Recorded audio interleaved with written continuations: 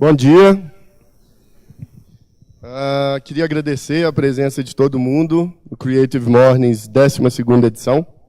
Para quem é a primeira vez que está vindo no evento, hoje está dando para ouvir bem? Está legal o áudio? O evento hoje acontece em mais de 80 cidades ao redor do mundo. Ele começou em Nova York, em 2008. E aqui em Belo Horizonte a gente realiza ele desde 2013. Então a gente já tem aí 1 ano e meio de Creative. Hoje, na América Latina, ele acontece, a gente está um pouquinho defasado, em 4 cidades, que são São Paulo, Belo Horizonte, Bogotá e Lima, na América do Sul. Para todo mundo que for usar o Instagram, o Facebook, o Twitter, o Tumblr, o que for que tiver hashtag, a gente pede para usar o hashtag CreativeMorningsBH. Isso é super útil para a gente, porque a gente acha as fotos de vocês, e vocês também podem encontrar as próprias fotos depois pesquisando na internet. A gente queria agradecer esse nosso patrocinador sensacional, que é a Gerdau, que hoje gerencia o Museu MM Gerdau, Museu das Minas do Metal, que é esse espaço sensacional que vocês estão vendo. A Fernanda, que é quem gerencia isso tudo, ajuda a gente, está aqui. Queria agradecer a ela especificamente, junto com todo o time da Gerdau. O museu, para quem nunca veio, tem várias exposições, é super interessante. É realmente um espaço único aqui em Minas Gerais, vale a pena visitar as exposições que tem nos outros andares, e também nesse aqui. Queria agradecer o Sebrae, que através da Casa da Economia Criativa tem apoiado a gente desde o início desse ano. Então, se hoje a gente consegue fazer o Creative Mornings acontecer, trazer palestrantes como o Antônio Lino e fazer esse café da manhã sensacional que vocês viram aí, é graças a eles. E também a Sinal de Fumaça, que é a nossa assessoria de imprensa, ajuda a gente divulgando para todo mundo, para ajudar a gente a deixar a casa cheia. Então, é sempre bom lembrar que quem estiver precisando de uma assessoria de imprensa pode procurar a Sinal de Fumaça. Claro, agradecer o espaço, o MM Gerdau, Museu das Minas do Metal, e também o Circuito Praça da Liberdade. Para quem não conhece, o Circuito Praça da Liberdade hoje são vários prédios aqui em volta. Tem o CCBB, tem aqui, tem a Casa da Economia Criativa, tem o Memorial Vale Minas Gerais aqui do lado. É super interessante, vale a pena, são várias exposições, se eu não me engano, o maior complexo desse tipo no Brasil. Agradecer a 7,5 Filmes, que é esse pessoal que está filmando todo mundo, e daqui a duas semanas vocês vão poder encontrar todo esse material online para assistir na íntegra no site www.creativemornings.com. E também agradecer ao Flávio Charchar, que é nosso fotógrafo, que depois também, daqui mais ou menos 1 semana, vocês podem encontrar todas as fotos do evento e poder ver tudo que aconteceu e passar para frente aqui. Hoje a gente está trazendo um palestrante que é uma pessoa que até foge um pouco do nosso caminho tradicional, que é o Antônio Lino. A gente sempre costuma trazer pessoas das áreas da criatividade, e hoje a gente trouxe alguém que veio falar de gestão de empresas criativas, gestão de agências de publicidade. O Antônio Lino, ele vai, enfim, vou apresentá-lo daqui a pouco com mais calma, mas eu queria contar uma história pessoal que há alguns anos eu tive na Talent, que é a empresa da qual ele foi sócio durante 30 anos, e ao entrar lá, tem uma parede imensa, assim, não sei quem já teve a oportunidade de estar lá, com os seguintes dizeres. Não sei se é exatamente isso, mas é o que eu me lembro. E eu queria repetir, porque eu acho assim, quando a gente fala de gestão de empresas, a gente diretamente pensa na parte financeira. Mas, muito mais do que isso, a gente está falando de gestão de pessoas. E lá, quando você chega, tem na parede uma mensagem tanto para clientes quanto para funcionários, né, Lino? Que é a seguinte: assumir que a tristeza não é parte obrigatória do ato de trabalhar. Ficar triste com o trabalho é como ir para o inferno todos os dias. O modelo ideal é trabalhar, rir e cantar. É preciso ter consciência que o ato de trabalhar não é a coisa mais importante que se pode fazer nessa empresa. Muito mais importante é pensar, usar a inteligência no sentido de achar soluções novas, produtivas e gratificantes. Para pensar com produtividade, é preciso ter consciência da própria inteligência e da própria capacidade de realizar. A Talent só vai ser a melhor agência do Brasil porque eu trabalho aqui. A capacidade de resolver problemas está diretamente ligada à capacidade de apaixonar-se por eles. Sem paixão, tudo que se produz fica medíocre. O afeto e a solidariedade geram alegria. Quem não gosta dos outros está sempre triste. Quem não é solidário produz pouco. Quem não gosta do cliente não faz sucesso. Estamos no negócio de pessoas. Afeto, prosperidade e alegria é a melhor proposta de trabalho que alguém pode fazer. Isso está escrito logo que você entra na agência. E eu acho que uma vez que você vê uma mensagem dessa, assim que você chega num lugar, você já entende com que tipo de pessoa que você está lidando. E com esse tipo de mensagem, eu acredito que a gente tem a Talent como uma das principais agências até hoje, exatamente por isso. Então, por isso, a gente escolheu trazer o Antônio Lino para falar exatamente de gestão de empresas criativas desse ponto de vista. O Antônio Lino é hoje fundador e sócio da Viramundo Consultoria, e ele vai falar um pouquinho mais sobre ele, sobre o perfil dele. Vou deixar para ele se apresentar. E, além disso, pedir para todo mundo entrar no facebook.com/creativemorningsbh, onde vocês vão poder seguir tudo que acontece no evento. Todo mês a gente avisa as datas, quando vai ser a abertura das inscrições, isso tudo. Então, é só seguir. Lá a gente avisa tudo, a gente tem um cuidado para responder a todas as pessoas. E, bom, é isso aí. Queria, por favor, pedir uma salva de palmas para o Lino.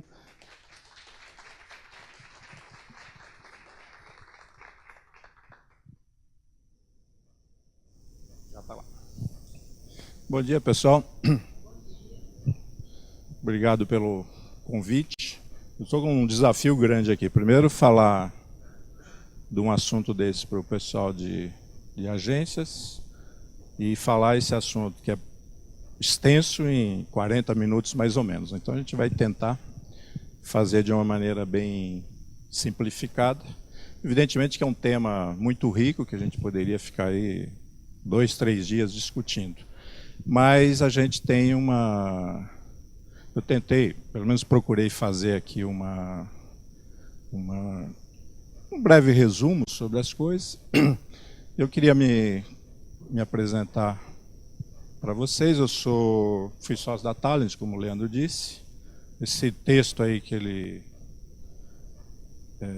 leu foi o Júlio deve ter acordado um dia meio inspirado lá, fez um texto muito mais complexo, muito mais longo, e a gente fez um evento para colocar isso faz, sei lá, 20 anos atrás, e sempre foi esse um dos objetivos da Talent. Quer dizer, eu tenho agora, com a saída da Talent, eu já vinha fazendo palestras, agora com a consultoria, todo mundo quer saber como é que a Talent deu certo, né?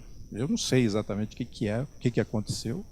Algumas coisas a gente percebe que é isso. Quer dizer, uma somatória de talentos, uma somatória também de visão das coisas, pessoas muito competentes, e que nós viramos realmente um marco, né, no negócio de propaganda, que provavelmente vai ser um case no futuro, porque a gente não sabe exatamente o que aconteceu ali. Todo mundo também tem equipe criativa, tem gente boa, tem não sei o quê, e a gente conseguiu ficar durante 30 e poucos anos sempre no topo, pelo menos de representatividade, não de tamanho, mas... Aqui eu tinha, fazer um merchandise aqui também, escrevi 2 livros sobre gestão. São livros bem simples, muito mais para manter apresentar para essas agências, principalmente no interior. E eles estão à venda aí em algumas livrarias. Se alguém precisar me mandar um e-mail, depois eu coloco. E atualmente eu estou com a Viramundo Consultoria de Gestão. E para mim também foi 2 coisas que eu tive a surpresa. Uma foi o negócio do livro, que eu fiz assim meio, até por incentivo de uma amiga minha. E depois descobri que era o primeiro livro que tinha sobre gestão e propaganda. Volta e meia alguém me manda um e-mail, enfim. E acabei tendo que fazer um segundo para complementar um monte de coisa que eu tinha deixado. Eu falei, agora vai ficar chato, eu vou fazer um segundo. E da Viramundo também. Quando eu saí da Talent, estava muito preocupado do que fazer. Tinha uma possibilidade de ficar como executivo lá. O Júlio e o Zé Eustáquio continuam. Eu achei que não era o meu caso e falei, vou arriscar a vida depois de velho. E, no fim, está me surpreendendo, porque todo mundo me procura. Então, está ótimo. Eu não queria trabalhar tanto, no fim, acho que estou trabalhando mais do que antes. A gente tem aqui coincidentemente, o Sebrae ajuda vocês aqui, eu tenho um material que eu já venho fazendo, até coloquei no livro, que é a má gestão ainda mata 1/3 das empresas, né? E isso no primeiro ano. Então, o Sebrae vem fazendo essa pesquisa há muitos anos já, acho que a cada 2 anos está no site, é uma pesquisa muito extensa, e eu tirei de lá só algumas coisas que ajudaria para o nosso assunto e também para o assunto que eu já venho fazendo em algumas palestras. Então, só para vocês terem uma ideia, está dando para ler, porque acho que está com muita luz, né? Tem como diminuir um pouquinho a luz, Adá? É. E a verdade é a seguinte, a gente começa com, no primeiro ano, 27% das empresas desaparecem, e depois de 5, 6 anos, quase 70%. É um número assustador. Essa pesquisa é um pouco antiga, mas as novas não têm fugido muito disso, por isso que eu nem troquei o material aí, porque está dando 28, 26. E, por incrível que pareça, o Sebrae agora até mudou. Antes ele colocava dessa forma, né,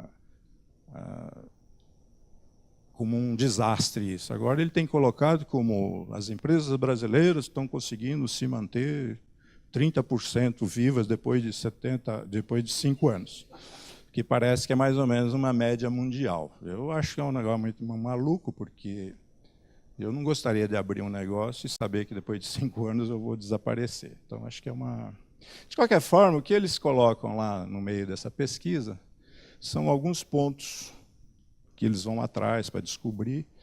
E evidente que isso aqui não é de agência de propaganda, são pequenas e médias empresas, tem todo tipo de atividade. Mas os principais aqui são comportamento empreendedor pouco desenvolvido, falta de planejamento, gestão deficiente, políticas de apoio, flutuação da conjuntura econômica. Eles vêm repetindo isso, que eu acho que não deveria ser repetido, porque desde que eu nasci nós temos um problema de flutuação da economia. Então isso aí não pode ser mais uma justificativa para me quebrar, né? Porque é assim que funciona e vem sendo assim, né? Então não adianta colocar mais isso. E problemas pessoais de proprietários, isso também acontece muito, principalmente na área de publicidade. Ó, os garotos estão lá na faculdade, resolvem abrir uma agência, já decide com quem que vai abrir a agência, então aquele que é o mais namorador lá vai ser o diretor de atendimento, porque ele fala bem, conquista todo mundo, o outro vai ser não sei o quê, e junto todo mundo, mas esquece de estabelecer alguns princípios, alguns critérios, e principalmente, né, checar se essas pessoas são competentes.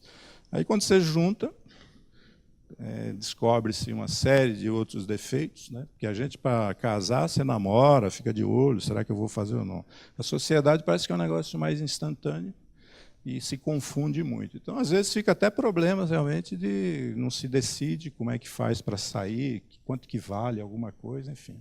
Então, isso tem sido também um dos motivos de quebradeira, né?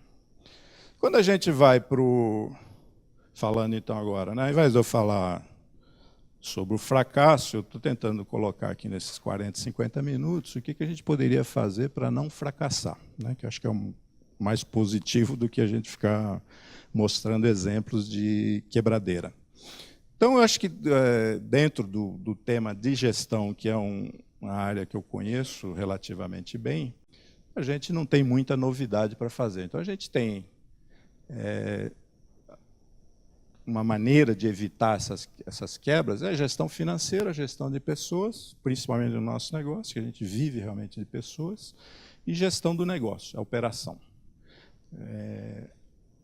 Esses 3 é o que a gente vai falar daqui para frente. Então, na gestão financeira não tem nada de novo desde que eu comecei a trabalhar, já faz muitos anos, que não seja o budget, que é o orçamento, que virou budget, porque aqui tudo é em inglês, né? E o fluxo de caixa, que é o famoso cash flow também. Não existe nenhuma outra ferramenta. Todas essas grandes corporações, elas trabalham com esses dois tipos de fluxo de caixa, para algumas empresas até insignificante, porque são geradoras de caixa, então você não tem tanto essa necessidade, mas ao mesmo tempo ela funciona como uma forma de você ter uma expectativa até de reinvestimento dos lucros, enfim. Então, são duas ferramentas mínimas que tem que fazer. No caso da elaboração do budget, que é a peça fundamental para qualquer empresa, se confunde muito também a forma de fazer, né? Então, primeiramente, o que você tem que fazer é estabelecer meta de lucro. Não adianta somar as despesas e a receita, eu fiz o budget. O budget precisa ser discutido, analisado, precisa ter alguns critérios para ser feito. E o principal é a meta de lucro. O dono de uma empresa precisa estabelecer, olha, quanto que eu quero ter de lucro na minha operação? 15%, 10%, 50%, 20%. Né? Então, a partir daí eu vou fazer o meu orçamento e ver o que vai acontecer. Você tem que ter em cima disso também metas de receita, metas de custo, ou estabelecer limites, né, de custos. Depois a gente tem, se quiser, aí você tem mais 300 metas que você pode estabelecer. Mas o principal é o lucro. A partir do atingimento desse objetivo de lucro, todos os outros serão índices bons, porque o lucro está sendo atendido. Então, quando você tem um lucro razoável, um lucro dentro das expectativas, os outros índices automaticamente vão ser índices satisfatórios ou bem elaborados. O orçamento também, para a gente só ter uma ideia, na verdade, dependendo do tamanho da empresa, enfim, não é tão complicado. Hoje, com ferramenta que nem Excel, você faz um orçamento em mais de 30 minutos, você consegue fazer um orçamento, principalmente em empresa pequena. E se for alguém da área financeira que tem o conhecimento. Então, na verdade, você tem hoje seria alguma coisa bem simplória aqui, pelo tempo que nós temos. Você tem uma receita de 3, somou os custos, deu 2.200, lucro bruto, imposto, chegou em 8,2 de lucro sobre a receita. Se alguém está fazendo esse orçamento na empresa e o objetivo da empresa é ter um lucro de 8%, esse orçamento pode ser lacrado e, olha, a partir daqui, esse vai ser o meu projeto de trabalho para o ano seguinte. Normalmente não é, porque eu acho que ninguém quer ter 8% de lucro, porque o risco é muito grande. Qualquer quebra de receita, você já vai para o prejuízo. Então, o ideal para uma empresa de serviço é você ter, no mínimo, 20% de lucro, né? Então, a melhor maneira, fez isso aqui, chegou em 8%, não dá para dizer que eu já fiz o orçamento, nós vamos ter que fazer um novo orçamento. Então, se eu quero uma meta de 20%, eu tenho que mexer. Tem um monte de gente aí que onde que mexe? Mexe na receita. Então, ao invés de 3, ele põe 4, aí você atinge a meta. Aí fica fácil. Só que não é assim que tem que fazer, você tem que reduzir o custo. Então, dos 2.200 passa para uns 650. Ninguém faz isso porque é complicado reduzir custos, mandar a gente embora. Então, fica todo mundo na expectativa de que já vai entrar um cliente novo e eu vou resolver o problema do orçamento. E é aí que entra todo... Tenho visto isso 50 anos de vivência. Então, não adianta. Se você puxou um orçamento, que é esse aqui, e deu 8%, primeiro que os 3 milhões de receitas que você colocou, a possibilidade é de ser menor. E o custo de 2.200, a possibilidade é sempre de ser maior. Então, é sempre assim, a receita nunca chega e o custo é sempre superior, porque aparece um monte de outra coisa. Então, você tem que trabalhar realmente com orçamento com uma margem razoável. O ideal, inclusive, é trabalhar com 30% e tentar chegar pelo menos em 20%. Né? Mas não adianta fingir com o número, porque o número está lá, vai acontecer e vai ter problema. Depois disso, não sei se todo mundo aqui é de agência, aqui tem uma linguagem mais de agência, mas você começa a ter também, além de fazer o orçamento, você precisa ter realmente controlar a receita, cuidar dos planos de incentivo, possibilidade de nova receita com o cliente, ao contratar pessoas, né? Às vezes chega uma pessoa para a gente, eu preciso contratar um trainee ali que é R$1.000 por mês. Na verdade, esse R$1.000 por mês dá mais ou menos 20 mil no fim do ano. Porque o trainee hoje também não quer trabalhar com desktop, ele quer laptop, ele quer Apple, ele quer, enfim, você tem um custo de complementar, né?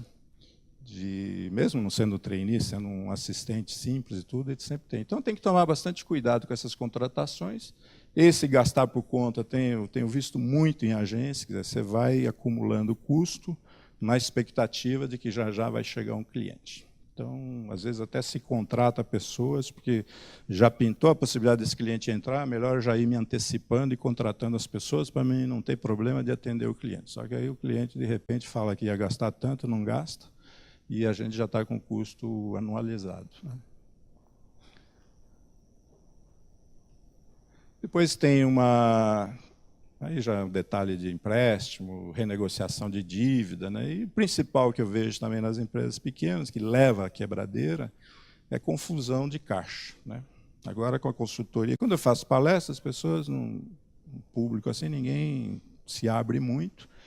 Agora, com a consultoria, eles começam contando uma história e tal, que eu estou bem, tá, quando você vai ver, o negócio está complicado. E a primeira coisa que eu vejo é a mistura das coisas. Então, comprou carro novo, comprou apartamento, não tem cash flow, não tem budget, e vai gastando, e vai tirando da empresa. Você chega uma hora que você enlouquece, você estraga o negócio teu, porque você mistura as coisas pessoais. Então, não tem muito segredo para isso. Você tem que estabelecer, o dono da empresa, ele tem que trabalhar como se ele fosse um assalariado. Ele precisa ver quanto é que ele precisa ganhar por mês, e se esse que ele precisa ser estabelecido, se ele realmente tem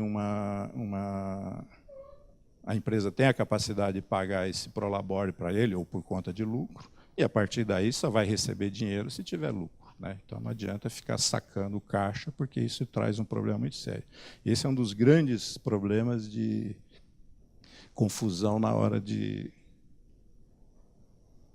E o principal aqui foi um dos grandes sucessos da Talent, que a gente sempre reteve 20% dos lucros desde o primeiro ano. Isso foi gerando para a gente uma reserva. Mesmo a gente não precisando, a gente continua mantendo essa política de retenção. A gente controlava isso separado, enfim, tem toda uma técnica para resolver isso. Nós só terminamos isso na hora que a Publicis entrou de sócio, porque eles têm outra política, mas é uma maneira boa da empresa continuar saudável, né? E, no nosso caso, a gente precisa ficar atento para trabalhar sempre o trimestre seguinte. Não sei quem trabalha na operação de agência aqui, mas entre um briefing e não sei o quê, leva e traz e refaz e altera, e não sei o quê, você não faz nada dentro de um mínimo 60 dias. Então, querer abrir uma reunião de faturamento no comecinho de setembro agora e ver o que nós vamos faturar em setembro, esquece, não vai ter mais nada. O que tinha que fechado já está lá, salvo uma revistinha, uma coisinha. Então, você tem que trabalhar sempre com o trimestre lá na frente. Então, isso evita que a gente comece, por exemplo, janeiro, sem nenhuma perspectiva do que está rolando nem nada. Então, isso é uma política que a gente fez na Talent, sempre foi feito assim. Então, a Talent, por exemplo, agora em 1º de outubro, eles já vão trabalhar o primeiro trimestre de 2015. 2014, claro, você continua gerenciando, tentando fazer mais coisas, mas o objetivo as reuniões nossas com os financeiros lá já é apresentar o que a gente tem para o primeiro trimestre. A partir de outubro, vira automaticamente. Só dá uma olhadinha no que está até 2014, mas o foco aí, o budget já está aprovado, já está tudo definido, quanto que vai ter que ser no primeiro trimestre, a gente vai embora. E aqui o negócio do gastar, né? Porque uma das principais causas dessas quebradeiras, né, dos fracassos, é realmente gastar o que não tem, né? Isso é um problema mundial, né? O americano vive endividado. O Brasil, com essa euforia toda, né, não tem nenhum aposentado que tenha mais condição, porque conseguiu fazer o consignado em 180 meses, quer dizer, mais do que ele vai viver, mas eles estão lá gastando, torrando dinheiro, pouco, né, ainda se tivesse bastante coisa. Então, mas a gente tem esse hábito de E um dos culpados é a propaganda, né, porque estimula a gente a ficar comprando coisas. Mas, de qualquer forma, é um negócio muito delicado para a empresa, né? Então, acho que a gente tem que tomar bastante cuidado com isso. E tem uma fórmula aqui simples, que é, se você quer gastar alguma coisa, precisa primeiro sentar, somar o que você tem a receber, quanto a pagar, e tem que deixar um dinheiro também para o capital de giro. Isso ajuda muito, não só na empresa, como na vida pessoal, né? Essa tentação que eu também já tive e tenho até hoje, que é comprar antes de ter o dinheiro, é um negócio maluco. Você vai trocar a televisão, você já tem a TV lá. É o mesmo Faustão, é a mesma coisa, é o mesmo filme que passa todo dia, a mesma porcaria. Por que eu preciso comprar fiado, né? Espera, daqui a um ano eu vou lá e compro uma, né? Mas não adianta, a gente vai lá e compra em 12 parcelas, que dizem que é sem juros, mas na verdade você está pagando um juro muito alto. Mas enfim. E uma coisa também que eu acho que para saúde da empresa é o negócio de timesheet. Acho que nenhuma empresa hoje consegue, principalmente com a complexidade de cobrança de FIIs, ou de taxa, ou de honorários, você precisa ter noção do que quanto esse cliente está trazendo de rentabilidade. O que eu tenho visto também é muita gente cada vez trazendo mais clientes para dentro da agência ou da empresa e não se preocupando se isso dá lucro ou não. Então, você começa, ao invés de resolver um problema, você vai complicando um problema, porque você vai aumentando os custos, e vai aumentando o trabalho, e vai aumentando a insatisfação, e, no fim, porque não tem, estão cobrando errado. Eu tive um caso agora aí de um cliente que, olha, Lino, propus para ele um monte de coisa, falei, mas eu já fiz tudo isso, eu já cortei gente, eu já tirei, já não sei o quê, eu sou um cara organizado. Eu falei, então só tem um porém. Você está cobrando pouco. Se tudo isso é verdade, você está cobrando errado. Porque se você precisa de toda essa estrutura para atender essa turma e você está no prejuízo, é evidente que você, então, tem que melhorar a remuneração. Se você não consegue tirar nenhuma pessoa da tua equipe, obviamente é o preço que está, né? O timesheet é um negócio complicado, nós não vamos entrar no detalhe aqui, é confuso para fazer, mas tem que achar alguma maneira. Uma sugestão que eu tenho dado do timesheet é você fazer por cliente de vez em quando, até porque o processo de trabalho nosso ele é muito parecido, né? Ele é muito... durante o ano, você vai, leva, traz e volta. Quer dizer, é um processo muito... Então, você pode, uma vez por mês, escolher um cliente, fazer um timesheet dele, que aí você tem mais precisão de... Porque o timesheet tem um problema, assim, o funcionário não quer colocar lá que ele ficou no Facebook 1h30, né? Então ele debita isso para alguém, então não tem muito o que fazer. Então, se fizer separado, realmente você tem uma... E depois nós temos aí problemas também com imposto de renda, que essas empresas pequenas elas deixam na mão de contabilidade totalmente... algumas muito fracas, então você tem riscos trabalhistas, risco tributário, e a Receita está cada vez se organizando mais, montando estruturas, base, agora com a nota fiscal eletrônica, enfim, está todo mundo conectado e os contadores parece que não estão ainda entendendo essa... E aí tem um negócio do SPED, que agora, a partir do ano que vem, até o funcionário doméstico vai ter que ser formado. Vai sair a minha empregada, eu tenho que comunicar à Receita de que ela está saindo de férias o mês que vem. Dei um aumento, tem que fazer tudo online e no momento. Então, eles estão adiando um pouco, é um negócio mais complexo, mas as empresas já estão estruturadas e já era para ser esse ano, conseguiram jogar um pouquinho mais para frente, mas é uma trabalheira danada e, com isso, cada vez mais vai ficar... Então, aquela ideia que a gente tinha, põe o cara de férias, traz de volta, não sei o quê, começa a ter um problema, porque na Receita já está comunicado. A Receita que eu digo, porque é todo um... É o INSS, mas está envolvido com a... O segundo ponto, né, nós estamos falando, eu falei rapidamente aí sobre finanças, e o gestão de pessoas, que eu acho que é o ponto mais complexo que nós temos. É um negócio... com a mudança de cultura, mudança do perfil de jovem, cada um tem uma definição aí de geração Y, G, Z, X, não sei o quê. O fato é que o Brasil fica num conceito de CLT de 1943, as leis não foram modificadas desde aquela época, que o Getúlio colocou porque tinha um outro conceito de trabalho, e hoje a gente está engessado, né? Você não pode fazer nem home office, porque a legislação tem uma série de implicações. Então, o celular gera hora extra, porque você foi acessado, enfim, é uma loucura. O fato é que as pessoas hoje não querem esse tipo de emprego, né? O jovem hoje quer uma coisa mais rápida, e vocês são jovens aí, sabem disso. Quer dizer, ninguém quer mais entrar numa empresa para ser diretor daqui 18 anos, né? Porque tem que ter carreira, não sei o quê. É um problema também que está acontecendo no mundo inteiro. E o fato é que, semana mesmo saiu uma pesquisa, acho que do Gallup, que é mais ou menos 55% das pessoas que vão começar a trabalhar têm interesse em montar um negócio próprio. Mais ou menos 50%, 60%. São pesquisas muito recorrentes. E dentro das empresas, mais ou menos 70% das pessoas estão insatisfeitas.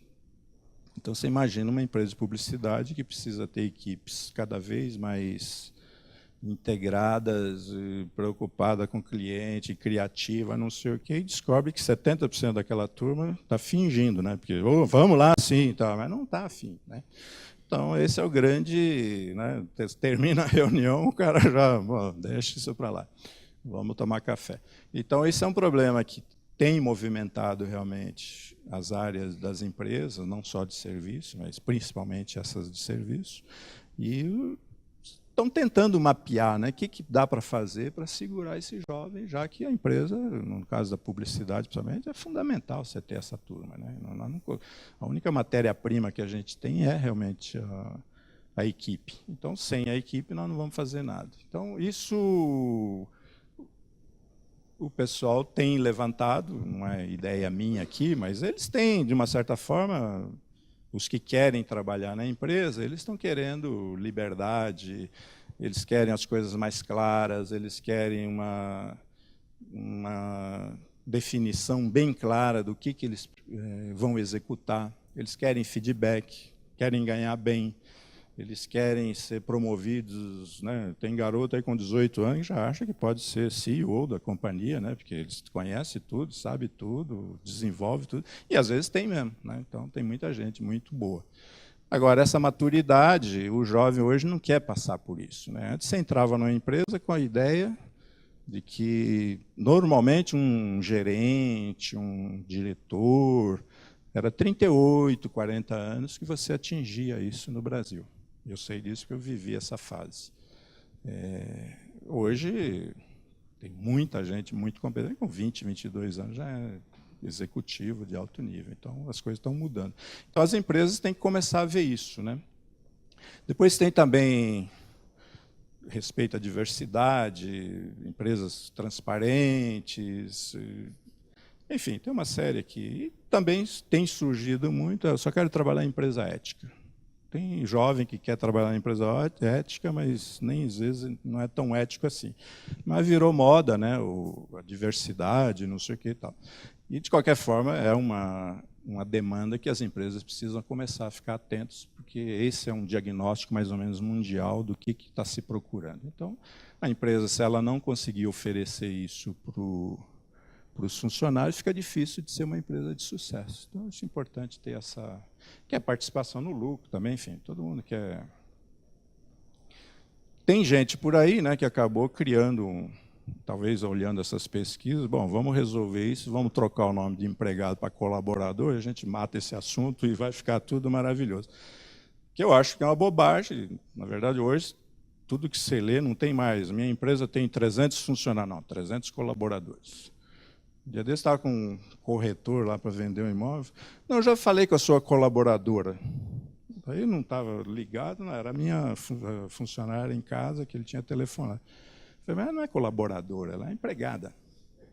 Ela é uma assalariada, né? Colaborador tem um outro sentido para mim, né? Aquele cara que pode ser até dedo duro, né? Que você cola.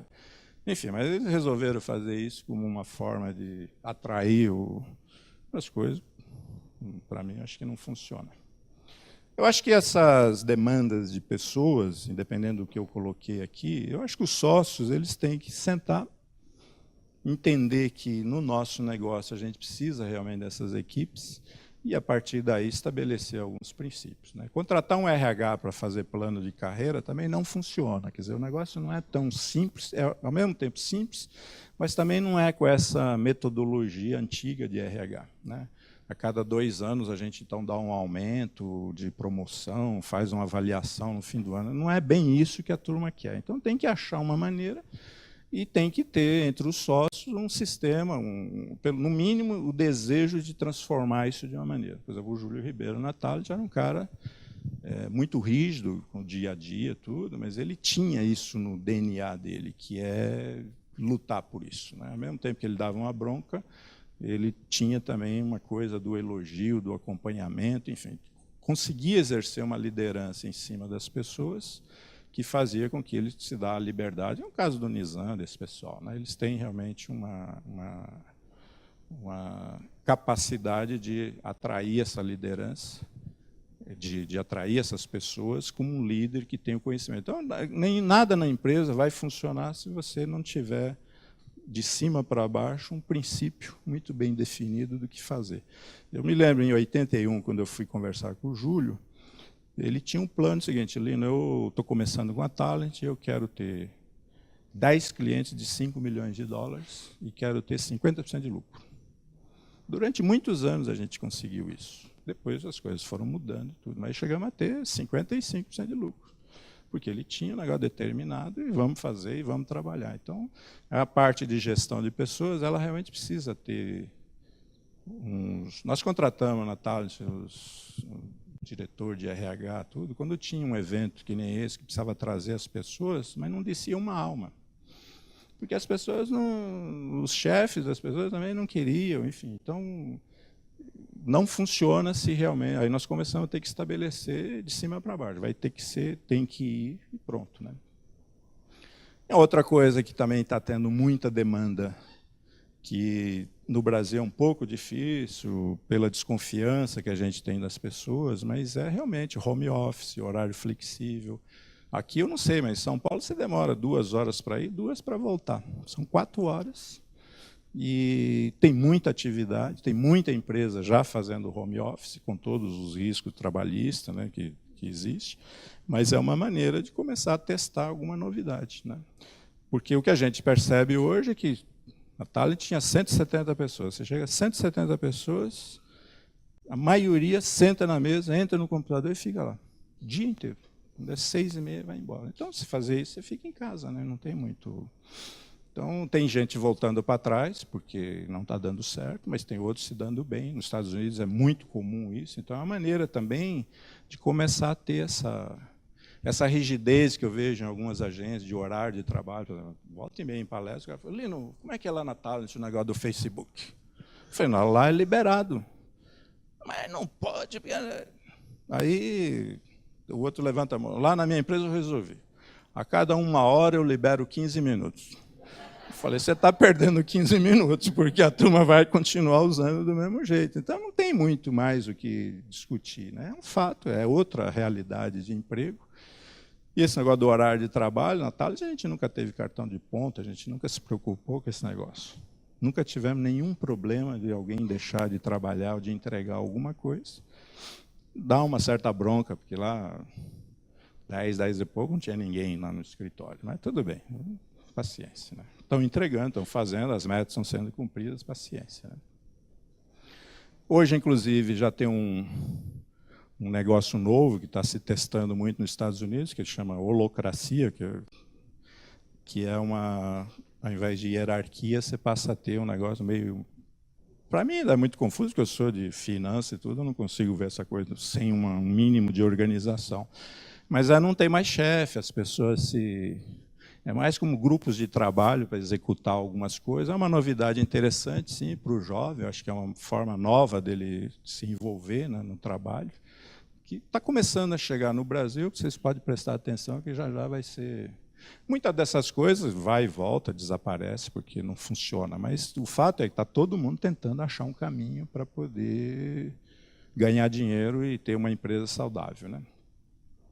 E a gente tem um negócio do turnover também, que não adianta ficar segurando. Acho que não dá para segurar todo mundo, porque você teria que arrumar cargo de diretor todo dia para as pessoas. Então, as pessoas vão ao trabalho e têm que ir embora mesmo. Faz parte da... E o principal que a gente tem no caso da gestão de pessoas também é essa liderança, né? Eu acho que se o dono da agência ou o chefe ele não tiver essa capacidade de juntar as pessoas, fica muito difícil. Então, eu vejo um negócio aqui que coloquei o jogador, tem muito esse negócio do professor, né? O professor Tele, professor Luizão, lá, o Filipão, não sei o que e tal. Mas eles têm essa pessoa como referência mesmo, né? O Filipão deu uma bobeada agora, que o 7-1 lá, ele foi lá para o banco, sentou e ficou quieto lá, né? Virou as costas. Isso não se faz com os liderados, porque é o que aconteceu. Saiu todo mundo, se perdeu, porque olha lá para o banco, o cara não está nem aí, então não é liderança. Eu lembro muito do Djokovic, eu não sei se vocês vê tênis, mas o Djokovic tem um professor lá, está sempre mal-humorado lá, que a câmera pega ele, e o Djoko, de vez em quando, ele fala... O Djoko vai lá e ganha o jogo. Eu não sei que diabo que ele faz, mas o fato é que ou o Djoko morre de medo dele e vai lá e joga, ou tem realmente a liderança do tipo, o cara está comigo, né? Então isso é muito significativo. Então essas empresas de sucesso, todas elas têm uma... O que aconteceu aqui? Não fiz nada, hein? Todas essas empresas de sucesso, independente do tipo da liderança, eles têm, por exemplo, o pessoal da Ambev, tudo, é um tipo de liderança que eu jamais trabalharia, mas tem pessoas que adoram eles e funcionam, eles são realmente pessoas muito competentes, com uma visão um pouco diferente da minha. E nessas, você pega a DM9, você pega a UMAP, a W Brasil, né, que agora é Macan, mas todos eles têm realmente líderes que as pessoas adoram, né? Então, o Júlio Ribeiro, enfim, tá, do Elib, da vida. Então, é importante a gente ter essa liderança, exercer, e isso não dá para delegar, né? Isso é uma coisa que os donos aqui precisam ter essa... Então, nós estamos falando aqui dos 3 pontos principais, que é gestão financeira, gestão de pessoas e gestão do negócio. E... como é em 40 minutos, a gente tem que pular bastante. Mas na gestão do negócio, outra coisa também eu tenho percebido é que os donos de agência ou de empresas correlatas, eles discutem muito pouco o negócio dele. Todas as reuniões são feitas para resolver o problema do cliente, né? Eu tenho tido casos aí, por exemplo, quanto você tem de receita? Pô, não sei quanto que eu tenho de receita, mas quando você não sabe, né? Você tem uma empresa e não sabe, não sabe o que é, aí começa a explicar. Agora, se você perguntar para ele quanto que o cliente dele gastou, o que ele fez, que ele não sei o quê, quais são os anúncios, ele tem tudo, né? Então, eu acho que a gente precisa começar a reservar um espaço de tempo para discutir o meu negócio, que é esse que eu vou sobreviver, esse que eu vou perpetuar. A gente não monta um negócio para atender a pesquisa do Sebrae para depois de 5 anos jogar no lixo e ter prejuízo, porque todo mundo que quebra tem realmente uma consequência, não só emocional, como financeira. Então, a gestão do negócio tem a gestão de pessoas e controles financeiros. Essa dia a dia da agência ela precisa ser bem discutida, né? Na Thales, por exemplo, a gente fazia uma reunião por semana que era o suficiente, né? Pega os pontos principais para discutir, não do cliente, mas nosso. Então, por exemplo, terminou o mês, vamos dar uma olhada no budget, se está coincidindo com o que a gente tinha projetado, como é que está o faturamento, se os diretores ou se a equipe está tendo alguma demanda, enfim, são meia dúzia de pautas que você, em 1h30, se for bem objetivo, resolve e consegue fazer com isso um acompanhamento do que está rolando no teu negócio. Evidentemente que, por tabela, você fica sabendo também o que está acontecendo com as coisas do cliente. Então, a gente tem nessa gestão, algumas coisas eu já falei, mas é o orçamento, cash, dessas reuniões, né? Você ter uma boa equipe, que também sem uma equipe boa a gente não consegue desenvolver muita coisa. E a partir daí são controles, enfim. pauta que a gente usa bastante, eu estou sugerindo aqui, é isso aí.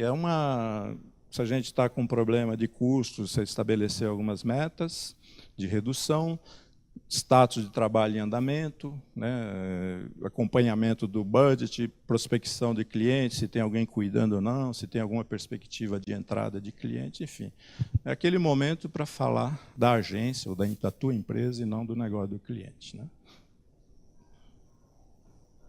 Aqui tem mais outras coisinhas, mas é uma análise também da rentabilidade do cliente, que isso surpreende muito. Às vezes a gente pensa que você está ganhando dinheiro e, de repente, esse cliente está dando prejuízo. Então, é uma demanda.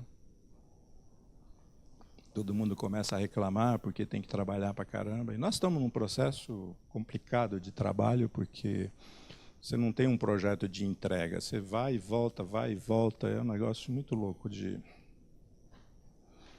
E nessa gestão do negócio, né, no negócio próprio, precisa ter foco, que é um negócio difícil em publicidade. O pessoal é disperso para caramba. Você começa uma reunião com um assunto, termina com o outro.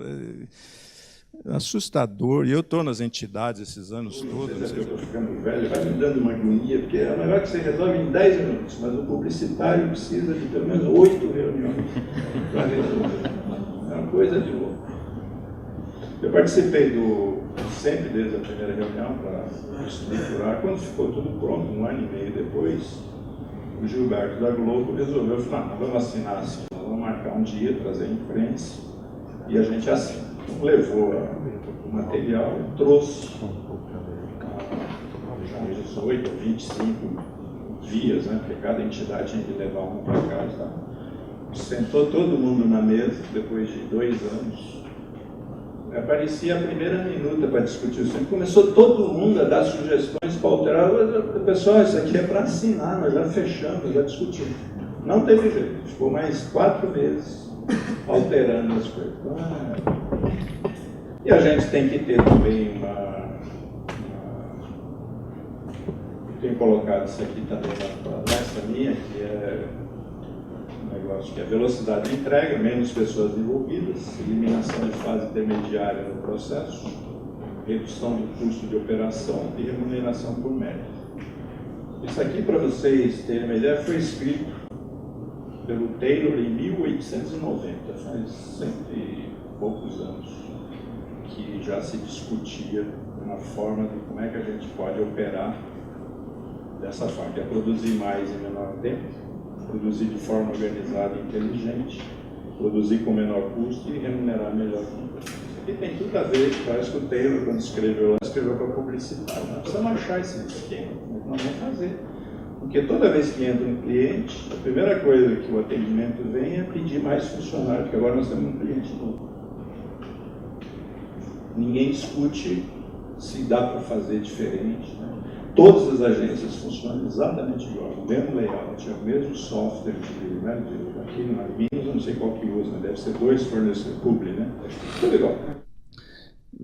Tanto é que o funcionário sai, o outro senta no computador, não precisa nem perguntar, né? Só pergunta a senha, porque o resto é tudo exatamente... Tem alguma coisa errada, né? Você não pode, num mercado onde todo mundo se mexe, a gente fica fazendo do mesmo jeito.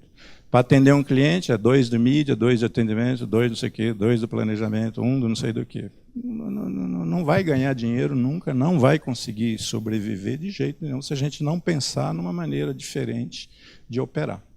Eu brinco aí que a última alteração significativa foi o Alex Pericinoto na Almap, em 1960 e pouco, que criou a dupla de criação.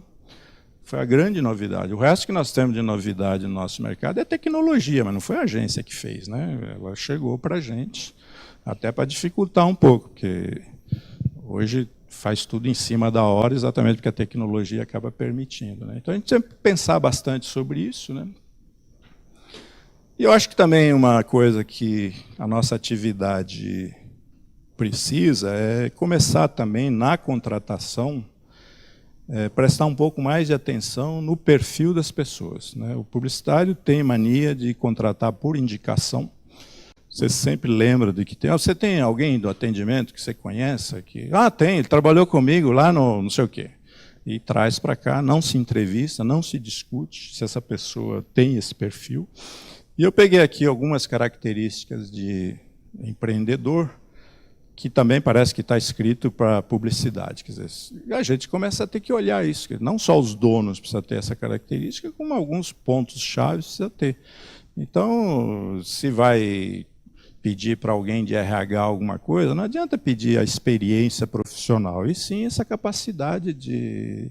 Eu tenho uma amiga, por exemplo, de RH, que eu falo para ela, eu falo, Roseli, se fosse você, eu contratava funcionário num buffet na hora do almoço. Porque é impressionante a dificuldade que as pessoas têm de decidir se vai comer a salada de beterraba ou de tomate. Quer dizer, fica ali. Esse é o tipo de funcionário que não dá para você contratar. Porque não tem como. Hoje você precisa de velocidade, meu Deus do céu. Né? Não tem como você. E presta atenção, vai no buffet para você ver. As pessoas param ali. Primeiro que já tem uma fila, já dá para você ir olhar daqui, tipo, eu vou pegar frango. Não. Chega lá, tem um frango e peixe. O cara consegue parar. Normalmente também com o celular pendurado no pescoço, né, que não desliga de jeito nenhum. Mas isso são características que eu acho que a gente precisa ficar atento. Algumas coisas são difíceis de coincidir em todas as pessoas, mas é uma maneira de começar a ter um time realmente de primeira linha, quando a gente fica atento realmente a essas características. Né? E aí precisa ficar atento mesmo, porque se nem os donos têm essas características, você não vai conseguir contratar gente com esse perfil. Né? Então, acho que tem que ter um olhar mais atento. Claro que, aliado a isso, precisa ter toda uma capacidade criativa, enfim. Então, tem uma... Vocês não vão me perguntar, mas todo mundo fica me perguntando se a gente vai sobreviver, né? Principalmente depois dessas pesquisas aí depois de 5 anos. Eu acho que uma certeza que eu tenho é que o mercado está consolidado, nosso mercado tem crescido cada vez mais, acho que tem sido reconhecido, tanto é que hoje 80% do nosso mercado é dominado por agências internacionais. Tem um lado bom e ruim, porque também dominam de uma maneira que não sobra muito pouco para as agências. Por outro lado, é uma oportunidade, porque hoje não tem mais nenhuma agência nacional de porte. São agências pequenas. Então, tem um vácuo aí que deve ter muito anunciante, muito interessado em ter agências nacionais. Ele não quer trabalhar com board lá de Paris ou de Nova York ou qualquer coisa do tipo. Então, tem uma chance grande de surgir uma nova DPZ, uma Talent, uma W Brasil. E eu tenho visto muitas agências pequenininhas, com muita sede de chegar lá. Então, tem esse lado bom. Então, o mercado ele está aí. Né? Então, acho que o que vai fazer essas agências sobreviverem é, primeiro, no nosso negócio você tem que se reinventar, renovar, se atualizar, precisa entender o momento. Tem muita gente, é que vocês são jovens, mas quando eu converso com as pessoas que já estão, por exemplo, 20 anos no mercado, é um saudosismo danado. Mas antes era tão bom. Antes era bom, mas não é mais assim. Acabou, nós não temos mais. Não adianta você ficar pensando lá para trás. Né? Nós estamos vivendo uma outra situação. O jovem que está chegando agora não tem essa percepção, às vezes até menos angustiante para ele esse trabalho, porque já está dentro de um processo. Agora você pega um cara 40 anos, já, mas fica cada vez mais chato trabalhar. Então a gente precisa ver que o fato hoje é outro. Né? E a gente precisa fazer um negócio que o Júlio Ribeiro fez, o Duailib fez, o Petrônio fez, o Mauro Salles fez, tem 200 nomes, que é estabelecer a mística do nosso negócio. Nós estamos virando prestador de serviço, isso é péssimo, porque aí não tem valor agregado nenhum, e a gente precisa... Então, você pega, por exemplo, a história da publicidade no Brasil, a ABAP foi criada em 1946. A nossa lei da propaganda foi em 1965. O Código de Ética, 1955. Todos esses antigos estavam lá envolvidos, lutando pelo negócio. Eles punham o chapéu de empresário, criavam as coisas, e depois eram concorrentes, mas eles estavam sempre juntos. Hoje nós estamos perdendo a liderança, a gente não tem mais grandes líderes, e estamos perdendo o principal, que é o nosso negócio está se desvalorizando, Então, nós estamos virando, nem corretor de anúncios nós somos mais, porque agora o digital também já tem outras negociações e tudo. Então, a gente precisa realmente voltar a ter essa preocupação. O mercado aqui de Minas tem feito isso, em outras cidades também eu tenho percebido, e eu tenho estimulado isso, sugerido, que é realmente vocês criar grupos de agências, veículos, que isso apoia muito a gente, e começar, não vender a propaganda, todo mundo sabe o que é, mas achar uma maneira de começar a ter essa valorização do negócio. Senão você não consegue cobrar. Nós estamos caminhando agora para um negócio que não vai ser mais intermediação de mídia, no sentido de cobrar os 20%. Então, no digital, é FII. Então, o FII, como é que nós vamos fazer para cobrar alguma coisa se eu não conseguir fazer um negócio, transformar o nosso negócio numa coisa de valor, né? Então, esse é talvez um ponto mais importante para vocês não terem um fracasso no futuro, é realmente, eu preciso transformar esse mercado de novo. Por exemplo, o Júlio Ribeiro, Mauro Salles, eles faziam parte do board do anunciante. Antes de lançar qualquer produto, essas agências, esses caras, o do iLib, a mesma coisa, eles eram ouvidos. Vem cá, vamos ver. Hoje você recebe um brief, lançamos um produto, eu quero assim, assim, já manda inclusive a foto de como é que vai ser o lado do anúncio. Quer dizer, não tem muito sentido o que a gente está fazendo. Então, já estamos terminando. E para a relação societária, que também evita esse fracasso, é sempre importante. Eu acabei de atender um cliente aí, que eles são uma família, e são 4 irmãos, mais irmãos, enfim, tá todo mundo lá dentro do negócio. Eu falei, vocês têm algum... Não, imagina, a gente fala, vocês não têm mais só irmão, vocês têm cunhado, cunhada. Até brinquei com ele, qualquer hora vai chegar o teu cunhado aqui, vai bater na mesa e dizer, olha, me faz o não sei o quê e tal. Então precisa ter um contratozinho, estabelecer se parente pode trabalhar junto ou não, se não pode, se alguém quiser ir embora, quanto que vale essa agência, né? Como é que vai pagar esse valor. Esses advogados de societário, eles sempre têm isso, são cláusulas padrão, quer dizer, não é nada demais. O que não pode é ter um contrato, quando eu vejo na maioria, que o contador põe lá. O sócio que se desligar receberá os haveres de acordo com o último balancete. Isso não quer dizer nada, né? Quer dizer, então gera realmente um problema muito sério, então acho que é importante. Esse é um dos pontos que está lá um dos motivos da quebradeira, né, que é a dificuldade societária, e depois que você tem, um não quer sair, o outro não quer comprar, e fica uma coisa difícil de resolver, enquanto isso a empresa está indo para o buraco, né? Aquela família Veríssimo, que tinha a rede Eldorado, um irmão chegou a pegar um dossiê da irmã e entregou na Receita Federal, enquanto eles estavam brigando. O cara da Bombril lá, um dos irmãos, encheu a mãe de porrada, foi todo mundo para a delegacia. Quer dizer, então, é um negócio muito complicado. Então, se você tem escrito, esse tipo de gente, bandido, não vai, pode escrever o que quiser que não vai funcionar. Mas alivia um pouco, né?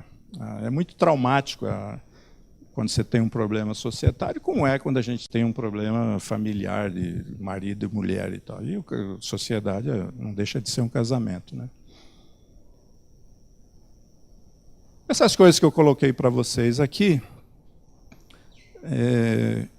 a dúvida que tem é, bom, se eu fizer tudo isso, eu escapo lá do Sebrae? Provavelmente sim, né? Agora, isso não é o suficiente para ser uma empresa de sucesso. É uma empresa para você se precaver de algumas coisas, né? O sucesso, ele tem algumas coisas no meio do caminho que são coisas difíceis. Você pega, por exemplo, o restaurante, você tem um bar aqui do lado do outro, um está lotado, o outro vazio. É a mesma coisa, a mesma rua, é o mesmo clima, é a mesma cerveja, e por qualquer razão o do lado fica lotado e o outro não. Então eu conheço um monte de gente que fala, pô, esse aqui não escapa mais, né? Daqui a pouco ele está lá, ergueu, cresceu, tudo. Então, as sugestões que eu tenho colocado aqui é muito mais no sentido de, se fizer isso, você tem no mínimo um horizonte melhor, uma visibilidade melhor de acompanhamento disso.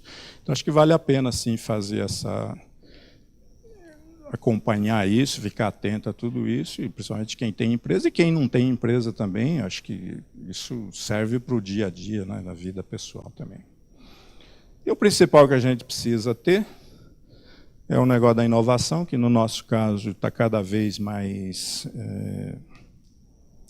gritante, né, emergente aí de coisa. Está todo mundo com essa dúvida do digital, ninguém sabe o que vai fazer.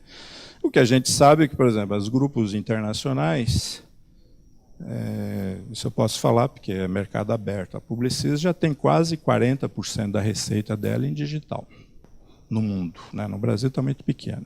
Então não tenha dúvida que nós vamos ir migrando essa passagem de offline para online, porque eu estou com um filho agora, depois de velho, com 2 anos, ele não sabe falar, mas ele domina o iPad, ele já tira o comercial do YouTube lá, quando ele quer ver a mini, o mouse lá, não sei o que, ele sabe onde que clica, ninguém ensinou para ele, com 2 anos. Então, a gente já tem uma outra visão. Então, nós vamos ter que ter essa coisa da inovação, do pensar diferente, e não é a minha área, mas é uma questão de coisa, porque fatalmente nós estamos caminhando, né? Ninguém mais vai ver o Faustão, e às vezes você grava o Faustão, enfim, não tem mais uma interatividade, enfim, vocês estão careca de saber disso, né? Pronto, deu 52 minutos. Espero que eu tenha colocado para vocês esses principais pontos.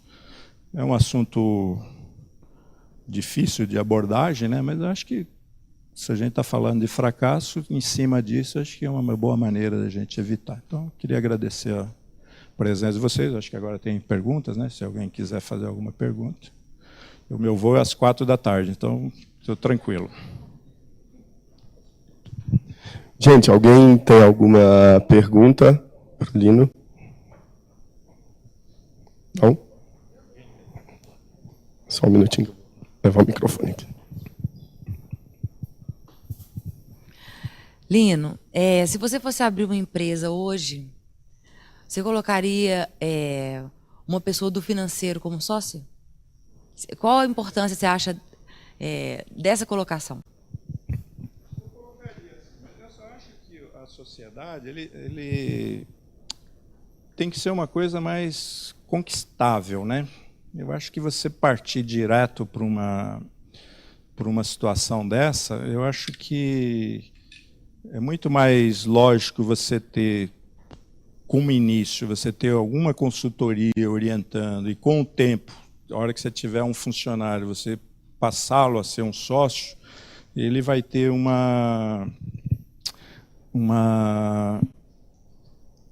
vai sentir uma sensação de conquista muito grande, você vai passar a ter um parceiro muito mais, né? Porque como sócio, ele não é né? Você consegue resolver hoje essas coisas financeiras com alguém interno, evidentemente precisa ter, mas tem muita consultoria que não é cara, que te ajuda nisso. O investimento na área financeira, não tenho dúvida que tem que fazer, né? Mas eu acho que eu deixaria a coisa crescer um pouco mais, a partir daí você ter uma... E aí dá como olha, você foi promovido, você vai ser meu sócio. Pô, isso já dá uma outra... Né? E o Júlio tinha um esquema com a gente lá, que de vez em quando ele vinha, vou vender mais um pedaço para vocês. E aí ele dava mais 5%, e vou cobrar 5 vezes o lucro. Esse é o valor. Mas você me paga com lucro. Aí você pagava com o próprio 5%. Na verdade, era uma maneira dele te dar alguma coisa, você lutar pelo lucro, mas já era teu, mas você pagava com o próprio 5% para ele. Enfim, é uma confusão danada lá aqui. Mas era uma maneira de estimular a gente a ter essa coisa. Mas se for uma pessoa realmente que tem esse relacionamento, também acho que já sai com uma coisa completa, né, tudo. Né? Mas eu acho que no início você precisa mais de capital para investir nessas áreas que a gente está falando, né, que é de produção, né, de criação, planejamento. E aí porque o custo do financeiro ele não chega a ser um custo muito alto para ter algumas coisas, principalmente na empresa pequena, né? Porque na empresa pequena, a maioria das coisas tem que ser o dono mesmo, não tem muito jeito, né? São coisas que você não consegue delegar. Essas coisas que eu estou falando aqui, se o dono não sentar e fazer, você não consegue realmente ter uma coisa de sucesso, né?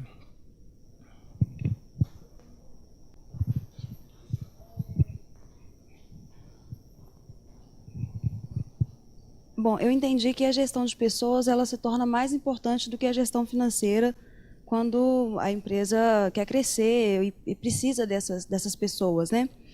Existe uma maneira de detectar essa insatisfação, como você disse no início, que 70% das pessoas, na maioria dos funcionários, né, demonstram uma insatisfação com a empresa. Existe uma maneira simples, ou talvez, não sei, alguma forma de buscar saber sobre isso, de detectar essa insatisfação para tentar melhorar antes que comece, por exemplo, a cair o lucro, né, a afetar realmente? Esse é um grande problema, né? Porque a empresa pequena, ela tem essa característica de qualquer coisa o cara vai lá e fala com o dono, né? Você não pode nem, se o chefe falar, eu vou mandar embora, não é nada, eu vou lá falar com o Francisco que ele não vai mandar, eu conheço ele. Então. Eu acho que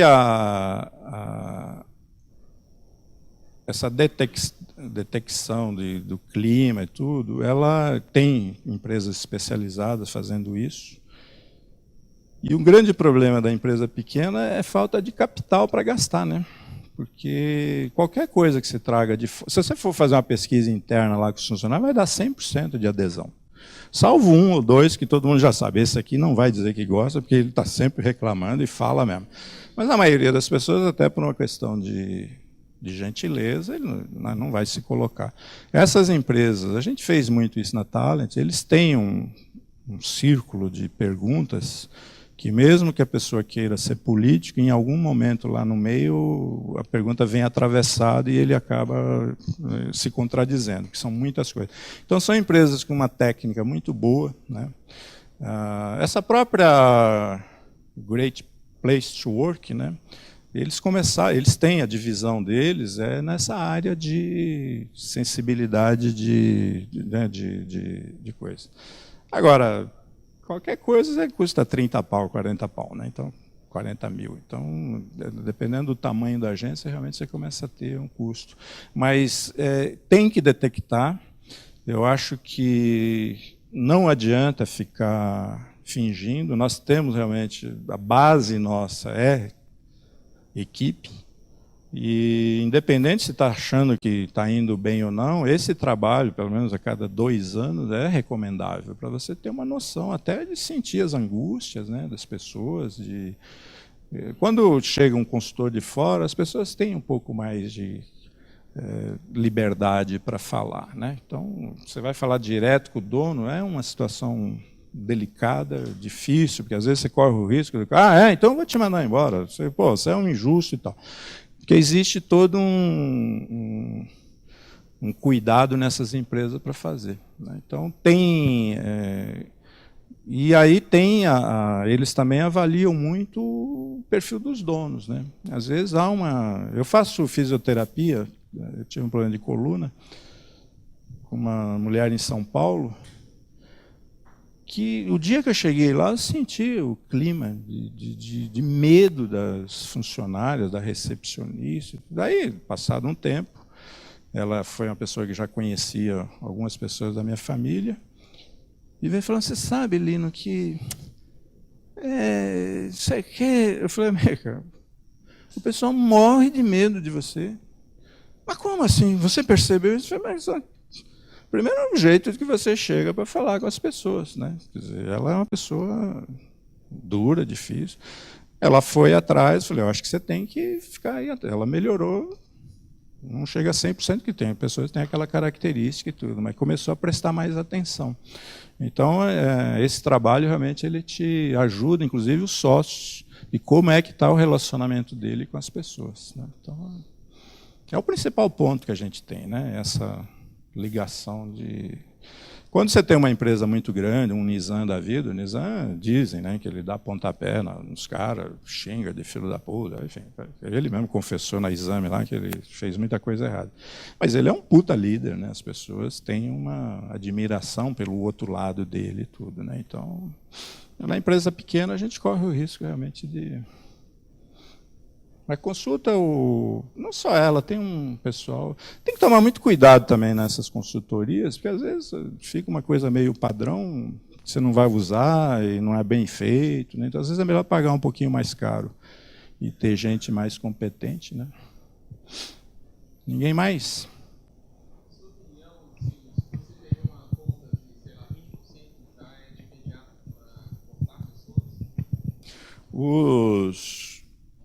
Os consultores têm um negócio aí que é custo é que nem unhas, tem que cortar todo dia. Hoje eu li a entrevista do Marcelo não, que é da Neo Gama, lá, o Alexandre Gama, que ele usou essa frase como cabelo, né? O custo é que nem cabelo, precisa cortar sempre.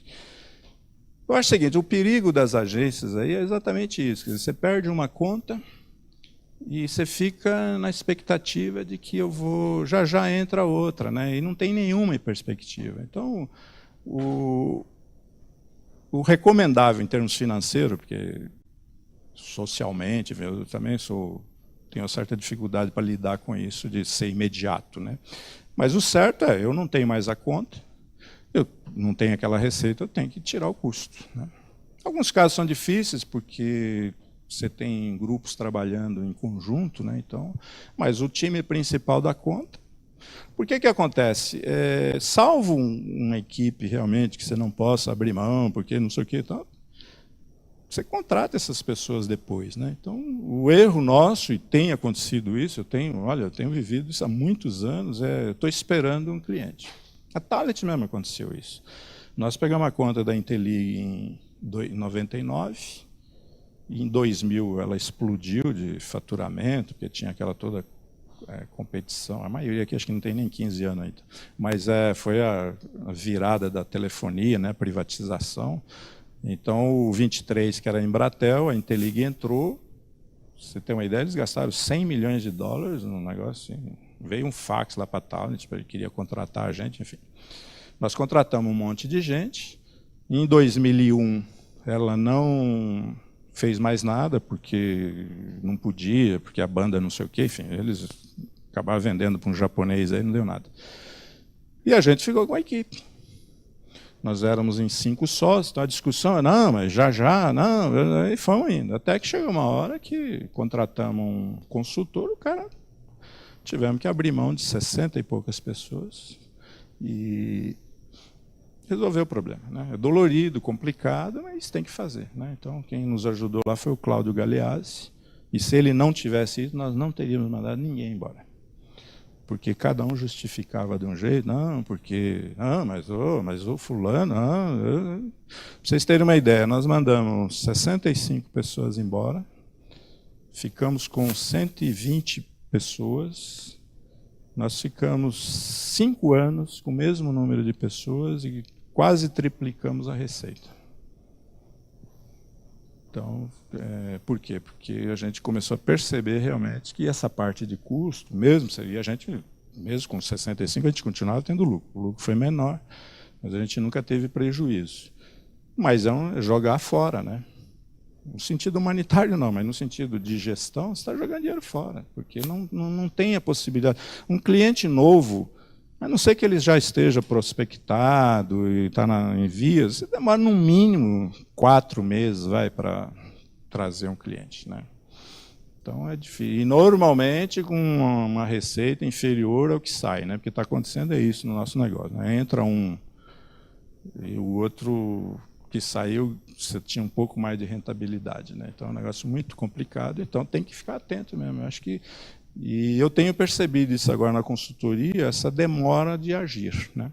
Então, o Fischer, por exemplo, é um cara que fazia isso sem muita dúvida, né? Perdia a Brahma, manda embora. Perdeu a Skin, manda embora. Perdeu não sei quem. E você vê como é um negócio de gestão, né? O Fischer se desligou do negócio para cuidar aquele negócio de rock e tudo, né, a agência dele foi lá para baixo, segundo diz, né, eu não sei até que grau isso é verdade. Tanto é que ele reassumiu a gestão da Fischer e saiu na imprensa, inclusive, né, que ele estava com problema. Até. Por quê? Porque você desligou um pouco do negócio. O nosso negócio é olho do...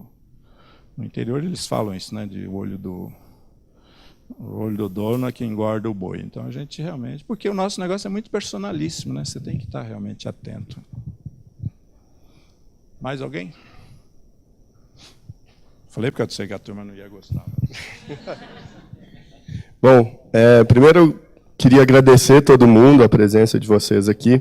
É importante dizer que eu sou só a pessoa que está falando aqui na frente, além de mim, tem o Diego, o Pedro, que fazem esse evento acontecer, organizam tudo, a Ana, que está sentada ali atrás, que tudo que vocês veem de redes sociais e tudo que funciona no evento é graças a ela. E também a Fernanda, todo o pessoal da Gerdau. E eu acho que hoje, mais do que nunca, é importante a gente ressaltar o nosso parceiro, o Sebrae. A Casa da Economia fica aqui do lado, Casa da Economia Criativa. É um espaço do Sebrae focado em responder todas as perguntas que o Lino colocou aqui para a gente. Então, é só ir lá, eles fazem todo um trabalho de consultoria aqui na Antônio de Albuquerque, do lado do Palácio do Governo. E, bom, fica o convite. O Creative Mornings ele acontece uma vez por mês. Quem quiser se inscrever já conhece o site, é só entrar lá.